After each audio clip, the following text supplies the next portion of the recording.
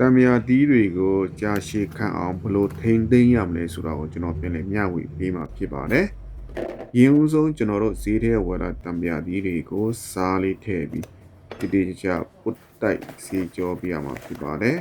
။ခုလိုစားထည့်ရတဲ့အတွက်ကြောင့်တံမြာတီးမှာအခုမှကပ်ပါလာတဲ့ဘူးမွားလေးတွေတန့်ရှင်းသွားအောင်ပါ။ပြီးရင်ရေလေးထည့်ပြီးကျွန်တော်တို့9မိနစ်လောက်စိမ်ထားပေးရပါမယ်။ရေ9မိနစ်လောက်စိမ်ထားပြီးပြီဆိုရင်ကျွန်တော်တို့ရေနဲ့နှစ်ခါလောက်တေချာလေးစေကြောပေးရပါမယ်။အားလုံးတန့်ရှင်းသွားအောင်ပါ။ရေဆေးပြီးသားပြီဆိုရင်ကျွန်တော်တို့အဝတ်ကလေးနဲ့တံမြာသီးလေးတွေကို6နေအောင်ပြန်လဲတုပ်ပြရပါမယ်။6အောင်တုပ်ပြီးသားတဲ့တံမြာသီးတွေကိုကျွန်တော်တို့စက်ကူလေးနဲ့အလုံးချင်းစီယူပြီးလိတ်ထားပြရပါမယ်။မိမိကြိုက်နေတဲ့စက်ကူကိုတုံးလို့ရပါတယ်။ခုလိုလိတ်ရတဲ့ကြောင်းရင်းကတော့တံမြာသီးရဲ့အဆိုတက်တွေကိုကာကွယ်ဖို့အတွက်ဖြစ်ပါတယ်။တံမြာသီးလေးကိုစက်ကူနဲ့ထုတ်ပြီးဆိုရင်ကျွန်တော်တို့ဘူးတစ်လုံးထဲမှာထည့်ထားပြရမှာပဲ။ပြီးရင်ကျွန်တော်တို့လေလုံးအောင်ပိတ်ထားပြီးရေခဲတစ်တာထဲမှာတိန်းထားမယ်ဆိုရင်3လနဲ့6လလောက်ထိလက်လက်ဆက်ဆက်တံမြာသီးလေးရမှာဖြစ်ပါတယ်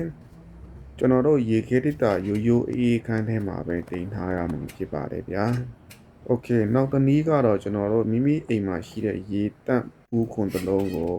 ထိပ်ပိုင်းလေးကိုကျွန်တော်တို့ဖြတ်ပေးရပါမယ်။ပြတ်သွားအောင်ဖြတ်စရာမလိုပါဘူး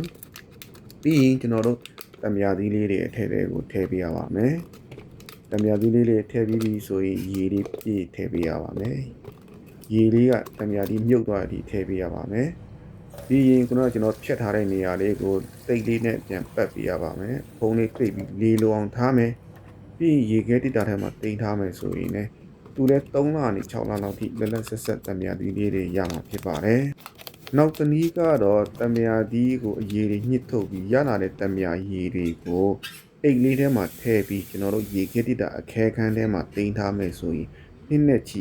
ထားခံပါတယ်ဗျာ။အခုဗီဒီယိုလေးကမိတ်ဆွေတို့အတွက်အကျိုးတစ်ခုခုရှိမယ်ဆိုရင် comment မှာတစ်ခုရေးပေးခဲ့ပါအများသူငါသိအောင်လဲ like share comment လေးတွေနဲ့အားပေးသွားကြပါလို့တောင်းဆိုပါရစေနောက်ဗီဒီယိုမှာပြန်လည်ဆုံတွေ့ကြပါစို့အားလုံးအထူးကျေးဇူးတင်ရှိပါတယ်